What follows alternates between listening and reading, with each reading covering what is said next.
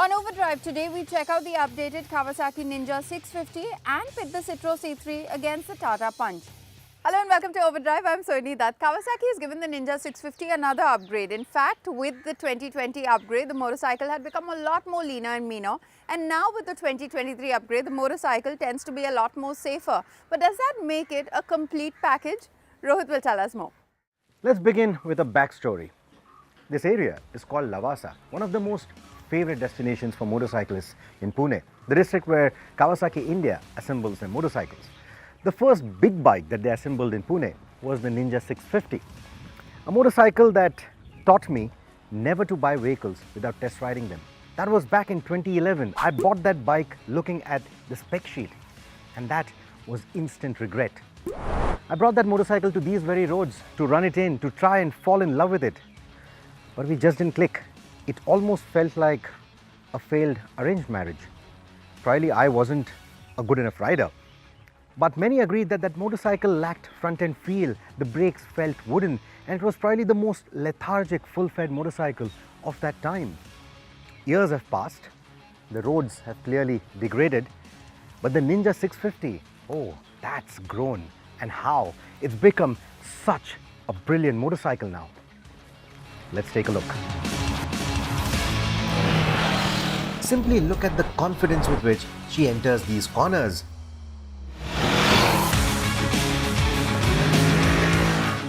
I remember how the 2011 model had me scared about washing out the front end under braking or not being able to flick from one side to another for the switchbacks. Especially this particular corner. It always felt a bit tricky, it felt a bit skittish with all this patchwork and mid-corner undulations. But this new 650 is not just sharper than all the previous Ninja 650s, it's also entering these corners with a lot more authority. And what it has up its sleeve, a new trick, is traction control, which on roads like these, which are a bit gravelly and now riddled with potholes, it gives it a good safety net. That adds to that confidence. As for the traction control, you get 3 levels of adjustability. A very alert level 2, a mild level 1, or no traction control at all. Even on level 2 of the traction control system, it doesn't feel too intrusive, unless of course you are coming over a speed hump or riding on a rumble strip. That is where you can feel the traction control working. You can also feel it in the way it delivers power or cuts power. Otherwise, when you are riding, sport riding, going around twisties, it doesn't feel intrusive at all. Even on the ruts and joints, it's not too overbearing. So it doesn't really kill the riding fun. And that's a very good thing. In fact, I think traction control was the only missing piece of the puzzle on the Ninja 650. And now with the inclusion of it, I think the package seems complete. Which means that this generation of the Ninja 650, which originally debuted in 2020, now has all new age equipment.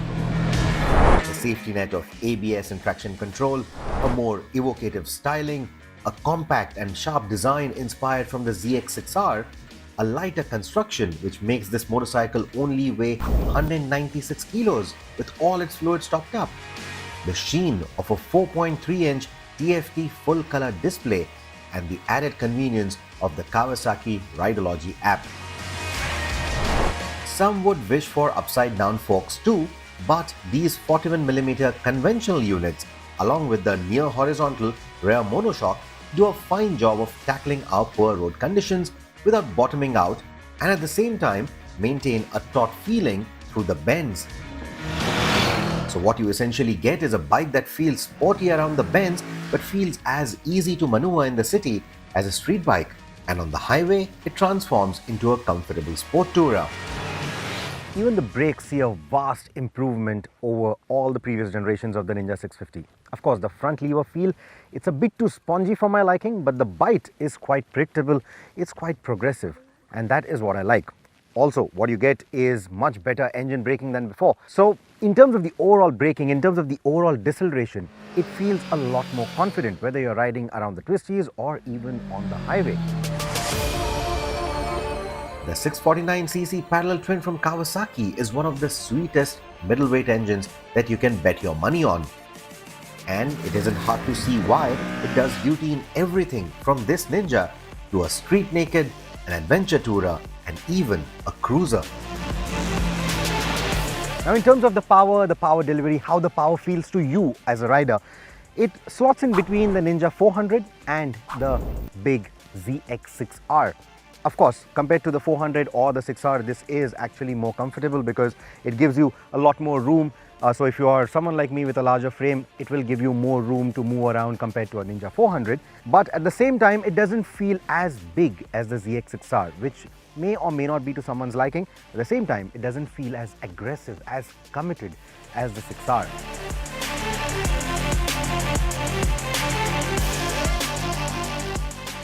The engine also doesn't heat up too much, and even bumper-to-bumper traffic jams don't worry it. On the highway, the engine does get a bit buzzy in the 4 to 5000 RPM range, which isn't a deal breaker, but it compounds into another problem because the only thing Kawasaki has still not improved on this bike is the quality of the plastics. I'm really impressed with how the Ninja 650 has shaped up after all these years. I think it's the perfect package for anyone who wants to upgrade to their first big bike. At the same time, that engine has enough poke, there's enough confidence in those riding dynamics to even keep seasoned riders from growing out of it. In fact, if I had to pick one bike to do it all from the current crop of 650s, it would be the Ninja. And I would take it even over the Versys 650, the one that has a longer travel suspension. And that, coming from me, after the kind of experience that I've had with the 2011 Ninja 650, that says a lot. That's how good the new 650 is. Go give it a try. Well, you heard what Rohit had to say about the Kawasaki Ninja 650, but you can let us know what you think of this motorcycle in our comment section on our YouTube channel. We'll take a very quick break here on the show, but coming up on the other side, we pit the Citroën C3 against the Tata Punch. Stay with us, you're watching Overdrive.